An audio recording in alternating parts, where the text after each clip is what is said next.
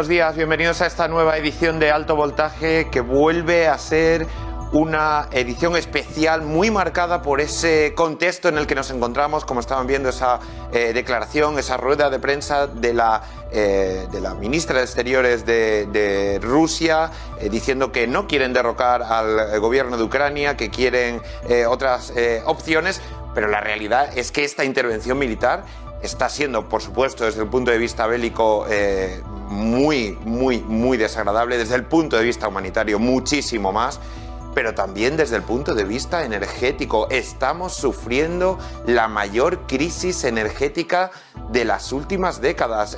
No es una frase hecha, es verdad que en los últimos meses habíamos visto cómo los precios de la luz, los precios de la electricidad se habían disparado, precisamente también por esa apertura y cierre del grifo por parte de Rusia, esas amenazas de que podía cerrar el grifo. Eso había elevado los costes del gas e impactado directamente en la luz. Pero es que estas últimas semanas esto ha sido la espita que ha provocado que los precios se sitúen, como saben ayer, por encima de los 500 euros el megavatio hora. Nos despedíamos la semana pasada con el precio del gas en el entorno de los 230, 240 euros, lo estábamos viendo. Vamos a verlo en estos momentos. Se encuentran, fíjense, hoy está bajando el gas bastante, está descendiendo la cotización del gas en Ámsterdam, que es donde realmente se centraliza toda esa compra y venta de gas y de los futuros del gas. Está cayendo un 18% en estos momentos y se sitúa, fíjense, en los 175 euros por megavatio hora. Ayer por encima de los 200. ¿Qué ha pasado de ayer a hoy? Bueno, pues han pasado varias cosas. La primera y más importante, desde luego, es que la Comisión Europea ha dicho hasta aquí.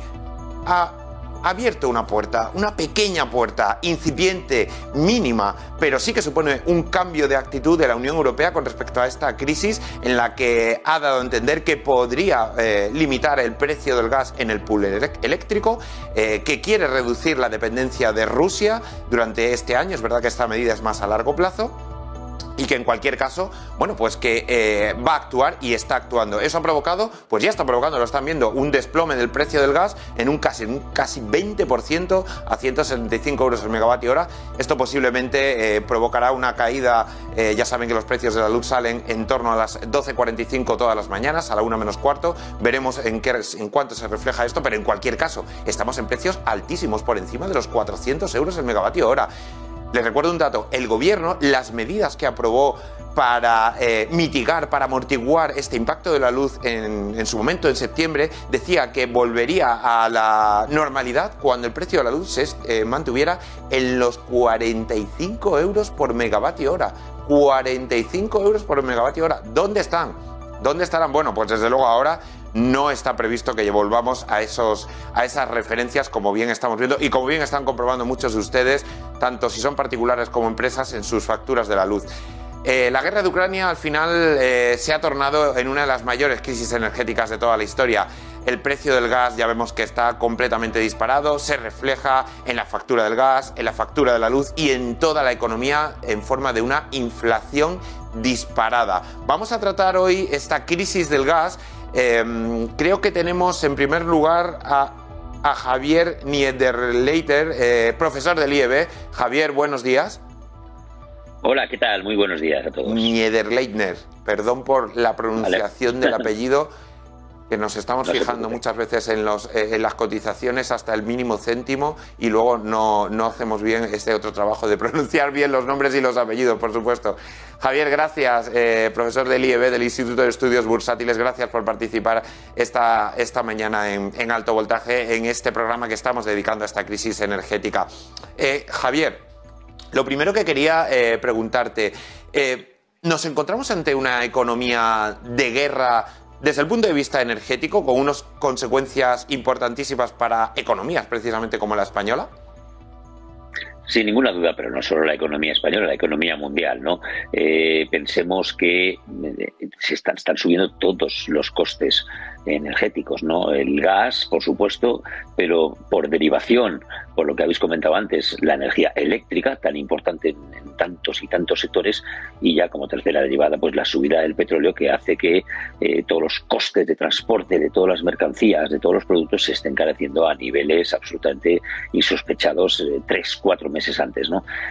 Por lo cual estamos viendo que están subiendo todos los factores de costes de producción, lo que está haciendo que es antes o después pues se esté trasladando a todos los productos que se venden, ¿no? Pues me da igual el producto que sea, todo tiene que ser transportado, todo tiene que ser fabricado, por lo cual pues estamos viendo efectivamente que la situación económica se está degradando poco a poco y además el problema es que esto sigue y sigue, ¿no? Llevamos ya unos cuantos días. Hoy muy bien nos has comentado que hay un respiro, pero es que ese respiro tiene que ser mucho más importante que simplemente la corrección tan pequeña que está teniendo hoy. Al final, la energía, esto, como decía yo al principio, esto es una guerra bélica, por supuesto, con un gran impacto humanitario, lo estamos viendo también. Se está hablando de entre 1 y 2 millones de desplazados, de refugiados. Es una cifra en pocos días, porque no es una guerra, no son refugiados en meses, en poquísimos días. Pero al final es también un conflicto energético, básicamente, económico y energético. La energía al final es el talón de Aquiles de la economía en este contexto. Se ha convertido en todo por lo que se lucha. Hay un cambio geoestratégico incluso, porque ver a Estados Unidos negociando petróleo con Venezuela, esto si nos lo dicen hace unos meses, nadie lo hubiera imaginado. ¿Desde qué punto esa energía se convierte en ese vector fundamental que atraviesa todo tipo de conflictos, este en concreto, y toda la economía? Bueno, un poco lo he comentado antes, ¿no? Que es que la energía es absolutamente fundamental en cualquier proceso productivo, en cualquier proceso empresarial. No podemos vivir sin energía, ¿no? Y claro, eso de alguna manera hace que el conflicto acopare a una dimensión absolutamente mundial, ¿no? Estamos viendo cómo se producen esas amistades tan peligrosas como entre Venezuela y Estados Unidos, ¿no? Y nadie ha comentado la segunda derivada, que es qué va a pasar ahora entre Rusia y Venezuela, ¿no? Que eso también es otro tema a tratar aparte, ¿no? Está claro que el petróleo ruso y el gas ruso suponen una parte muy importante. En algunos países de Europa, muchísimo más del 50% de sus suministros vienen precisamente de Rusia, ¿no? Bueno, como siempre, actuamos tarde. Esperemos que por lo menos actuemos, ¿no? Para evitar esa tan gran dependencia que tenemos de esos factores energéticos rusos, ¿no? Esperemos que esto sirva para, de alguna manera, volver a plantearse que la energía nuclear, que era una energía que teníamos bastante abundante en Europa, tiene que volver si queremos de alguna manera quitar esa dependencia.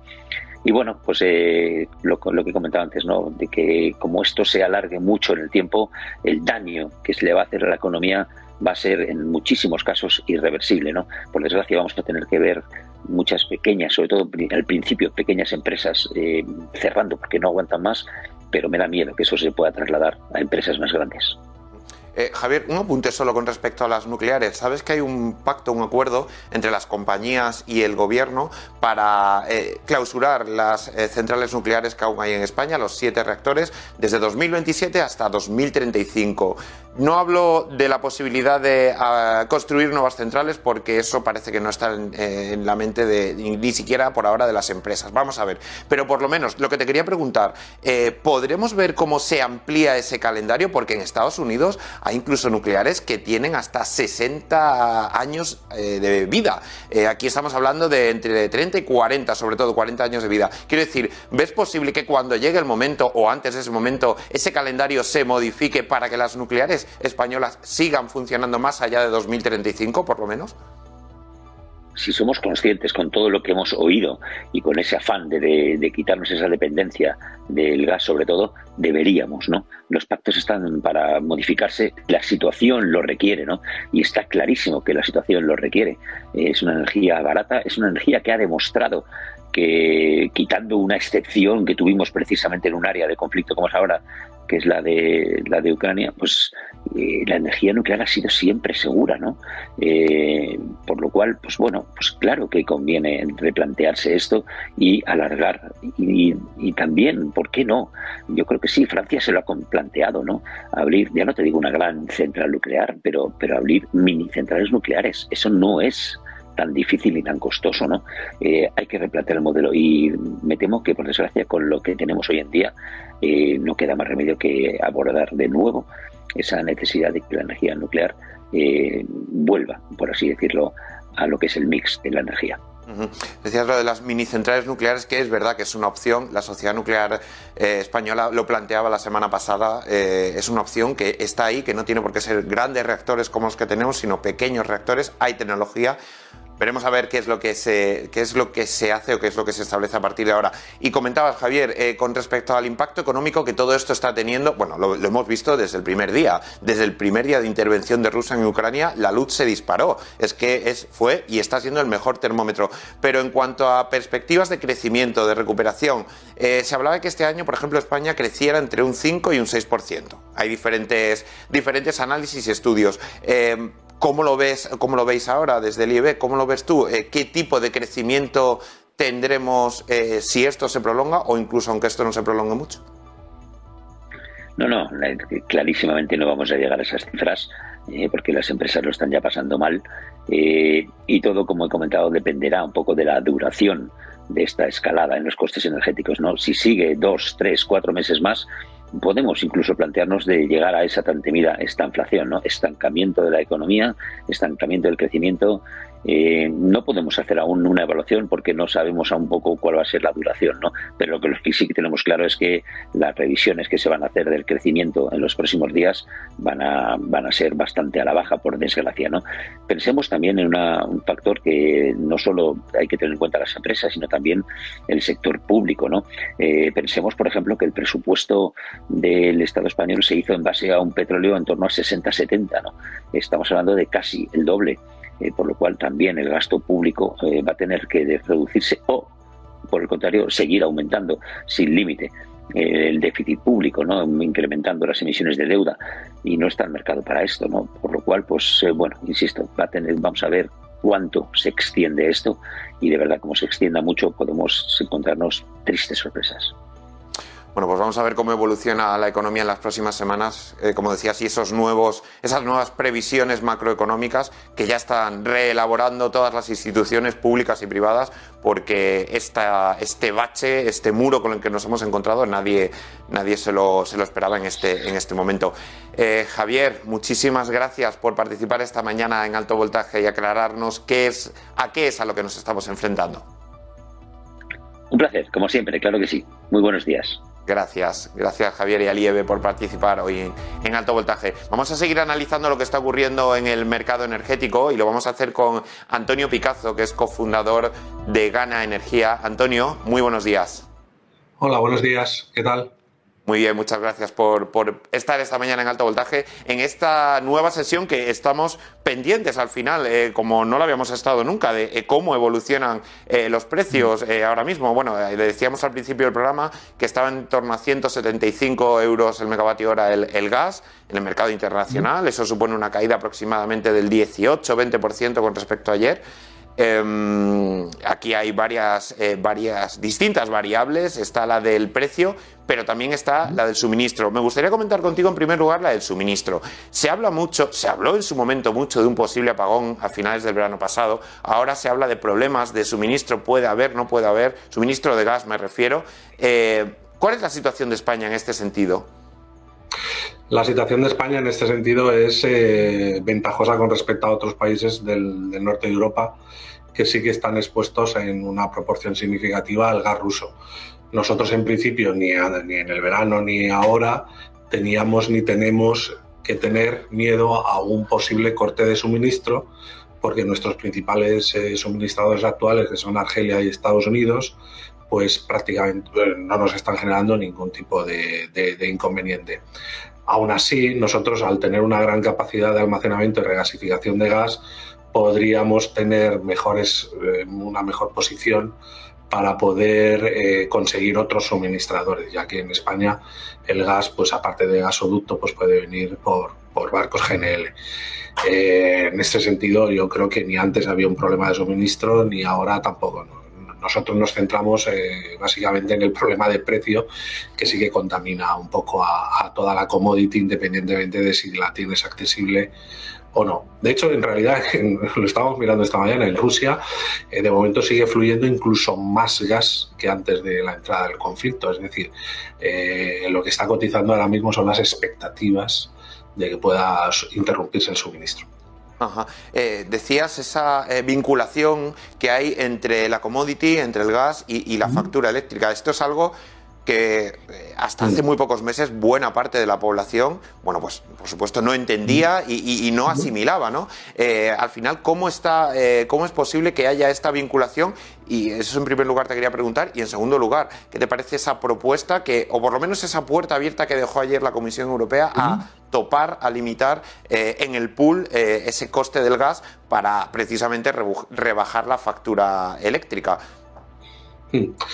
El gas, como forma parte del mix de generación de energía eléctrica, es decir, es necesario quemar gas para cubrir la demanda de electricidad, porque con el resto de fuentes no es posible hacerlo, entra en un sistema que se llama marginalista de gasación de precios, que traducido es que la última tecnología necesaria para cubrir la demanda, es decir, la más cara, es la que da el precio al resto de tecnologías.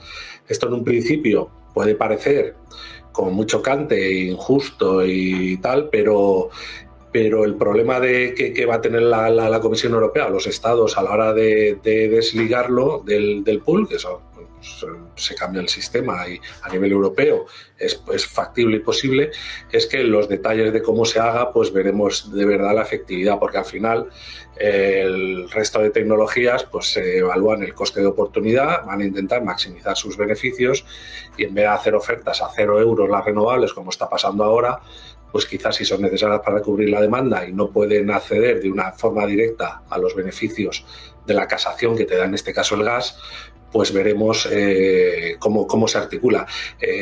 Yo siempre digo que a problemas, soluciones sencillas a problemas complejos realmente no hay. Estamos ansiosos, entendemos que se va a intervenir, entendemos que es necesario que se intervenga además, pero los detalles van a ser muy importantes. Lo que sí que es posible, y eso no genera ningún problema ni legal ni de mercado, es topar los precios del gas temporalmente. En España sabemos muy bien lo que es hacer eso con los precios de la electricidad. Eso al final genera un déficit de tarifa que a las eléctricas se les compensa pues, con diferentes instrumentos para que, bueno, pues temporalmente no pagamos lo que vale la electricidad y luego después pues tampoco pagaremos lo que vale la electricidad porque tendremos que pagarla más cara para recuperar lo que ahora mismo nos hemos ahorrado. Yo creo que lo segundo es completamente eficaz, además es necesario porque el hecho de hacer parar a sectores o de mermar la capacidad productiva de determinados sectores electrointensivos, luego los daños que se producen no se recuperan de repente y que es una estrategia más razonable el hacer algún instrumento parecido al déficit de tarifa que en estos mismos momentos ya estamos pagando en los recibos eléctricos actuales. O sea, Antonio, esa propuesta de extraer una parte, o topar ese precio del pool con el gas, ¿no lo ves tan viable por el hecho de que puede ser contraproducente? No, sí, viable es, pero que al final no se va a dejar de pagar lo que vale el gas en el mercado mayorista, porque eso no lo puede controlar ni España ni Europa, eso es una commodity mundial. Y al final, la manera en la que se articule esos mecanismos tendrán unas consecuencias u otras y aunque parece acá absurdo pagar la hidráulica o la eólica a precio de gas, si el mecanismo por el cual se desliga no está bien armado, podemos encontrarnos a continuación que los diferentes actores de energía eólica y gas, en vez de pujar en la casación de precios del nuevo pool a los precios que lo estaban haciendo ahora porque sabían que al final iban a obtener el precio del gas, empiecen a calcular su coste de oportunidad para cubrir la demanda y los precios que ofrezcan sean completamente diferentes y al final no se obtenga el resultado esperado. Esto es algo que es importante que se haga y se tenga bien claro cómo se hace, porque aquí lo que nos interesa a todos es que de verdad el precio baje, y en los detalles estará que el precio baje. Otra cosa muy distinta es que temporalmente los suministradores de gas lo suministren a un precio por debajo del mercado actual, con la condición de que en un futuro se les compense de algún modo. Esto se llama déficit de tarifa, y esto ya lo sabemos muy bien en España. Esto nos puede hacer sobrellevar mejor la situación actual, pero eso tendrá también la consecuencia que en el futuro parte de nuestro recibo eléctrico de gas tendrá una componente que es lo que no quisimos o pudimos pagar en su momento. No sé si he conseguido trasladar. Sí, muy claro, sí, por supuesto, claro lo del déficit de tarifa, porque todavía estamos pagando un déficit de tarifa de decisiones que se tomaron pues hace a lo mejor 15 años o 10 años. Entonces, claro, si yo ahora, por ejemplo, por un ejemplo concreto, el gas en el mercado mayorista yo lo puedo vender a 200 euros, a 170, a 180, y por una imposición legal me dicen, oye, tú solo lo puedes vender a las comercializadoras o a los agentes directos al mercado a 80, pues al final yo estoy teniendo unos, más, a lo mejor ni siquiera me lo puedo permitir. La forma de hacerlo es que, bueno, pues a continuación el Estado, o bien con una transferencia corriente o bien con un instrumento financiero, compense eso, y luego el Estado lo vaya recuperando esa deuda que se genera, pues con más cargos en las facturas futuras. Esto sí que se puede hacer. Sí, y es porque ya se ha hecho y porque se está haciendo, incluso ahora lo estamos pagando ahora. Antonio, también quería preguntarte, otra de las propuestas que se elaboraron ayer estaba muy vinculada con la dependencia energética de Rusia, de dejar de depender de ese gas y de fomentar las renovables, ¿no? Pero al final, en este caso, no estamos hablando de una medida que pueda limitar o topar o bajar el precio de la luz de hoy para mañana. Estamos hablando de una estrategia a muchísimo más largo plazo. Claro. Así es. Las renovables está claro que son el futuro, tienen el problema de la intermitencia, que hay soluciones técnicas para arreglar ese problema, pero no son del todo económicamente igual de competitivas que, por ejemplo, los combustibles fósiles, pero que el camino es, yo siempre digo, el camino es no descartar nada y trabajar en todos los frentes. Por un lado, renovables, intermitencia a través de bombeos, a través de almacenamiento a gran escala, a través de hidrógeno verde, no descartar, como se ha comentado antes, prorrogar la vida de las nucleares, reactores más pequeños. Yo sí que no soy partidario de reactores grandes, porque desde que lo piensas hasta que entran en marcha, pues van a tardar 10-15 años, al final dependes de tecnología extranjera, dependes de uranio enriquecido, que es un mercado también en commodity internacional que puede estar sujeto a volatilidad, pero al final la conjura de diferentes fuentes de aprovisionamiento y trabajando sobre todo en cómo solucionar de forma rentable y viable la intermitencia de las renovables, que por definición es un suministro ilimitado y gratuito con unos costes de operación marginal mínimos, es el camino, pero no va a ser para esta crisis. Para esta crisis la tenemos que pasar como sea, y como sea es intentando dañar lo menos posible la competitividad de empresas y también la estabilidad y la confortabilidad de los hogares. Esto pues desligando los precios del pool, teniendo en cuenta que ese mecanismo no tenga unos resultados perniciosos, y seguramente pues topando el precio del gas, que al final es el que lo contamina todo en este momento, y asumiendo que después pues tendremos que de alguna manera pues pagar la factura. Pues Antonio Picazo, cofundador de Gana Energía, muchísimas gracias por participar esta mañana en Alto Voltaje y aclararnos lo que está ocurriendo en todo el mercado eléctrico y energético en estos momentos. Muchas gracias. Gracias, buenos días. Vamos a hacer una pequeña parada y enseguida volvemos para actualizar las novedades que hay de esta crisis energética.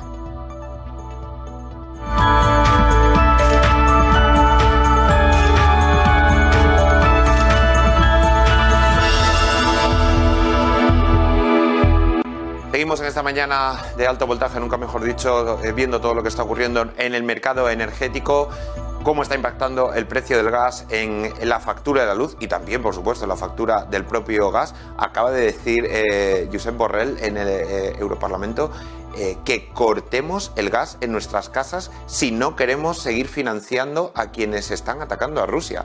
Así de considerables están las cosas en estos momentos. Corten el gas, acaba de indicar, cada uno en nuestras casas. Evidentemente, en la medida de lo posible, esto aquí en España puede ser un poquito más viable, pero en países como los del este de Europa, donde el frío invernal todavía es muy duro, es más complicado. Pero lo ha dicho para no seguir financiando a quienes están atacando Ucrania. Medidas, por lo tanto, de, diríamos, eficiencia energética. Vamos a ver qué es lo que ocurre y cómo evolucionan esos precios. Para ver cómo está impactando el precio del gas en la factura de la luz, vamos a hablar con Javier Colón de Neuroenergía. Javier, muy buenos días. Hola, ¿qué tal? Buenos días. Bueno, ya estás viendo que incluso hay mensajes de reducción de consumo de gas, reducción de consumo de luz, eficiencia energética. Bueno, ¿cómo está impactando, Javier, el precio del gas en las facturas de electricidad, ¿no? ¿Qué es lo que están viendo el consumidor, los consumidores particulares, sobre todo en los 2 últimos meses, y lo que pueden ver este mes cuando les llegue una nueva factura? Sí, como ya comentáis previamente, en el sistema español, especialmente, bueno, en el conjunto de Europa, el precio del gas se traslada directamente al precio del mercado mayorista de electricidad. Y aquí en España, además, que tenemos un precio regulado, que es el PVPC, que está vinculado al precio del mercado mayorista, es decir, lo que paga el consumidor está vinculado a un precio del mercado mayorista que está vinculado al gas, pues al final es casi una traslación directa. O sea, lo que pagan los consumidores domésticos que tienen precio regulado en su vivienda está muy influenciado por la cotización del gas. Si el gas sube y lleva subiendo, lleva subiendo desde hace 1 año y medio, pero sobre todo en el último mes ha subido muchísimo con el conflicto ucraniano y lo que se veía venir, pues al final vemos que el recibo de los consumidores regulados y también de otros consumidores se está disparando. Al final, Javier, se están poniendo en duda incluso la propia viabilidad de los negocios de una parte de las compañías, ¿no? Esto está ocurriendo, esto ya es una realidad, sobre todo de las pequeñas, evidentemente. Sí, entiendo que te refieres a compañías energéticas, compañías del sector o negocios en su conjunto.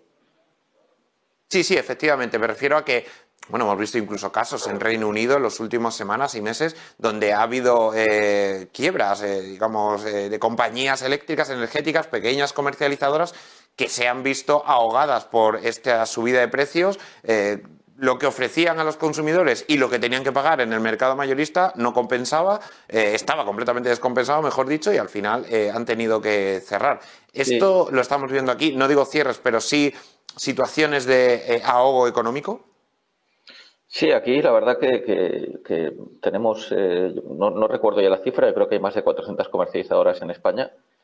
Yo creo que han aguantado bastante bien el primer embate porque han cerrado algunas, yo creo que bastantes pocas, y parece a ver qué sucede con este embate de marzo y especialmente con la afección de los impagos, porque aquí al final pues las comercializadoras podrán aguantar, pero si sus clientes, que son los negocios, los domésticos, las industrias, no aguantan el recibo que les va a llegar el mes de marzo, que puede ser mucho más alto de lo habitual, pues vendrán los impagos, que eso ya será algo más complicado.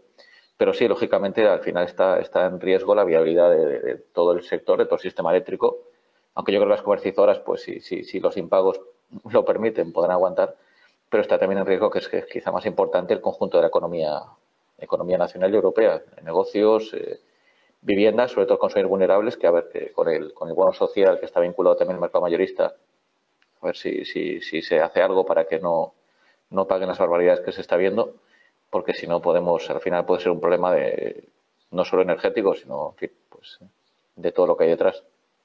Toda la economía. Javier, ¿estáis visualizando vosotros también cómo los particulares, por lo menos, se están pasando del PVPC, del precio de la tarifa regulada, a diferentes opciones del mercado libre?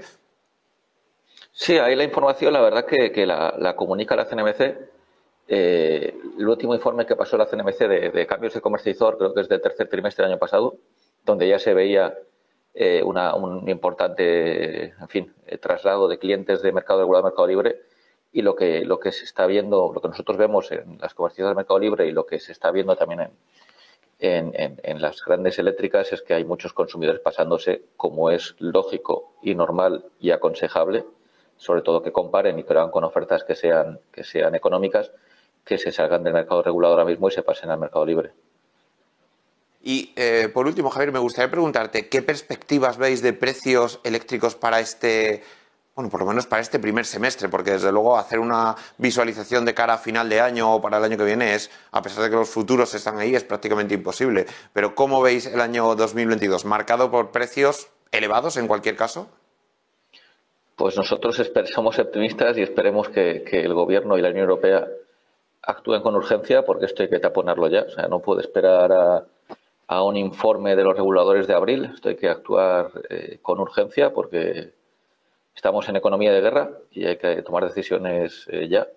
Si no actuasen, desde luego que podemos seguir en estos niveles con mercado de 400, 500 euros megavatio, como a Putin le dé por cortar el grifo, pues imaginemos, nos podemos ir a cifras totalmente elevadas, pero vamos a estar en niveles altísimos. O sea, el año pasado comparado con este va a ser barato si seguimos así, salvo que los políticos hagan algo, lo vemos muy mal, la verdad. No es por ser, en fin, pesimista, que yo he dicho que de hecho que soy optimista y creo que el gobierno actúe, pero si no actuase, pues puede ser un problema muy gordo para la economía. Bueno, pues vamos a ver qué es lo que se hace, qué es lo que se pone en marcha, porque es verdad que las medidas anunciadas ayer en la Unión Europea, algunas son a muy largo plazo y las que son a corto plazo no se han aclarado exactamente cómo se va a actuar, cómo se va a topar, por ejemplo, ese pool con el gas, en fin. Vamos a ver qué es lo que ocurre y qué es lo que deciden en los próximos días o semanas. Javier, muchísimas gracias por estar aquí, por participar en Alto Voltaje. Yo creo que Javier me ha dejado de escuchar, pero nos hemos despedido de él en cualquier caso. Y estamos hablando del gas, del incremento de todas las materias primas, y entre todas esas materias primas también lo estarán notando, porque al final está en todo tipo de conversaciones. Es el precio de los combustibles. Cómo están subiendo los combustibles, cómo están reflejando ese incremento del petróleo y qué es lo que puede depararnos también en las próximas semanas el consumo de diésel y el consumo de gasolina. Bueno, para aclarar un poco esta situación y lo que se está viviendo, vamos a hablar con Inés Cardenal, que es directora de comunicación de la AOP. Inés, buenos días. Buenos días, José María. ¿Qué tal? Estaba diciendo que evidentemente esta conversación de los combustibles está en boca de todos y hay un análisis del que hemos hablado algunas veces y que sigue todavía vigente y está relacionado con unos datos, Inés. El precio del petróleo, que hoy, por ejemplo, lo vemos ahora mismo, está marcando unos 127, 128 dólares por barril de Brent, es muy elevado, pero el precio de los combustibles es, digamos, mucho más elevado.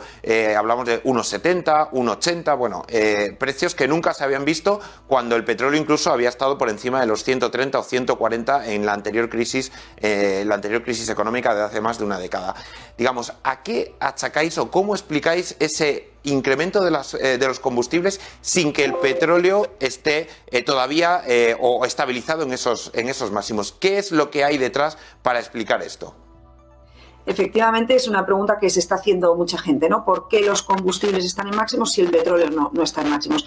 Lo primero que habría que decir es que no se puede hacer una regla de tres, no hay una regla fija que diga si el crudo está a X precio, los combustibles deberían estar a este, porque hay muchísimos factores que influyen en el precio de los carburantes. Por ejemplo, un factor muy importante es el tipo de cambio euro-dólar y habrá que analizar en cada momento cómo se encuentra.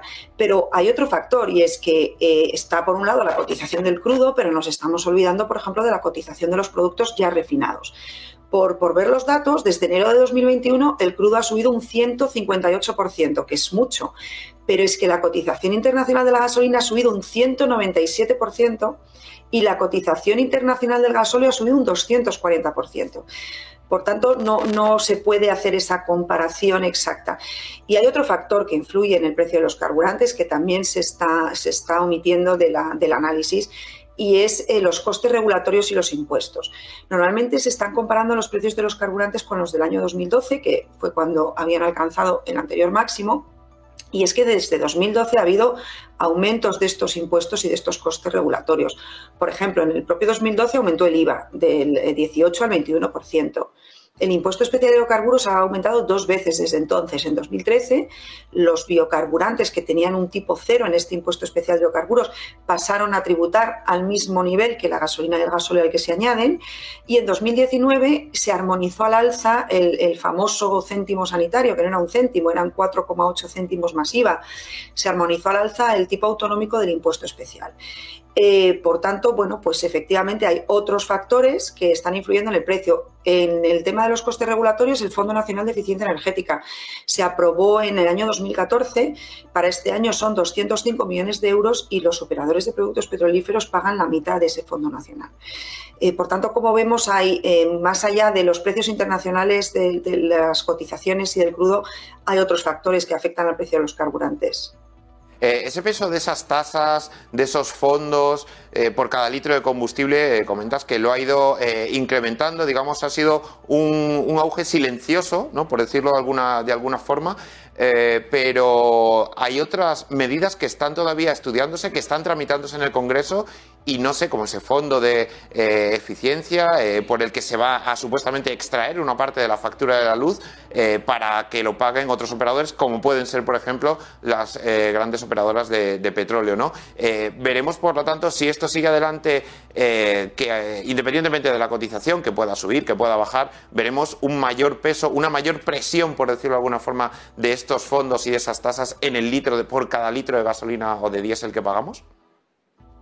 Efectivamente, en este momento está en tramitación parlamentaria el Fondo Nacional de Sostenibilidad del Sistema Eléctrico. Nosotros en su momento ya nos pronunciamos. Este fondo lo que va a suponer es una pérdida de competitividad de la industria española por el aumento de sus costes energéticos y también van a soportarlo los hogares, porque por un lado se va a rebajar la factura eléctrica, pero se les va a aumentar la factura de gas y de combustibles líquidos, con más incidencia en las rentas más bajas y en la España rural, porque son más dependientes del gas y de los combustibles líquidos, son consumidores menos electrificados.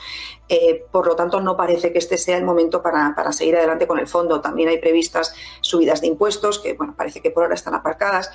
Pero sobre todo creemos que todo el tema de los precios energéticos y de la seguridad de suministro, estabais hablando durante el programa de cómo está afectando la invasión de Ucrania por Rusia, pues creemos que Europa, que en este momento está diseñando su transición energética, tiene que tener muy en cuenta la seguridad de suministro y los precios energéticos en esta transición energética, ¿no? Y si apostamos solo por la electrificación como vía prioritaria para descarbonizar, pasaremos a depender de unos pocos países y de unas pocas materias primas. Nosotros creemos que Europa tiene una oportunidad de aumentar su seguridad de suministro, de ser más independiente energéticamente.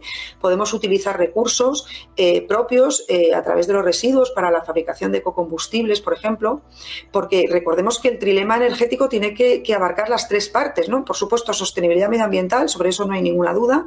Estamos comprometidos a alcanzar la neutralidad climática en 2050, pero tiene que estar también presente la sostenibilidad económica. La transición tiene que ser accesible para todos los consumidores, tiene que ser verdaderamente justa e inclusiva y en ese sentido tenemos que ofrecerles alternativas para que todos ellos puedan descarbonizarse. Y por último, la tercera parte del trilema es, como decíamos, la seguridad de suministro. En este momento estamos viendo las consecuencias de depender del exterior y creemos que esto tiene que estar en el centro de la agenda europea en los próximos meses y años. Pues Inés Cardenal, directora de comunicación de la AOP, muchísimas gracias por aclararnos cómo se están comportando esos precios de los combustibles y también cómo está cambiando geoestratégicamente ese abastecimiento de diferentes países, diferentes zonas, como por ejemplo esas conversaciones de Estados Unidos con Venezuela, que decíamos al principio del programa que nadie las hubiera pensado o nadie las hubiera imaginado hace unos meses para garantizarse el suministro de petróleo. Gracias, Inés, por participar esta mañana en Alto Voltaje. Gracias a ti, José María. Bueno, vamos a ver cuál es la iniciativa sostenible de esta semana. CEPSA patrocina El Giro Verde, iniciativas de empresas que se están transformando hacia la economía renovable, sostenible y respetuosa con el planeta. Bueno, fíjense en este dato. España necesita la producción de 2 países y medio para poder abastecer todas sus necesidades de consumo en un año. Por ejemplo, en 2021 consumimos todo lo que producíamos el 25 de mayo, o sea, apenas 5 meses después de que comenzara el año. en este año, en 2022, va a ser el 12 de mayo cuando consumamos todo lo que somos capaces de producir.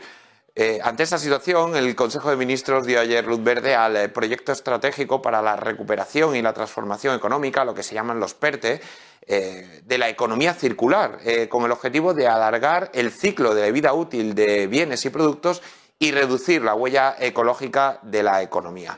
El Ministerio de Transición Ecológica cree que este plan impulsará un nuevo sistema productivo para poner fin a lo que consideran el modelo lineal de producir, usar y tirar, según los objetivos de Estrategia Española de Economía Circular 2030, para lo que se fijan ayudas de unos 492 millones de euros y se movilizarán recursos superiores a los 1.200 millones hasta el año 2026.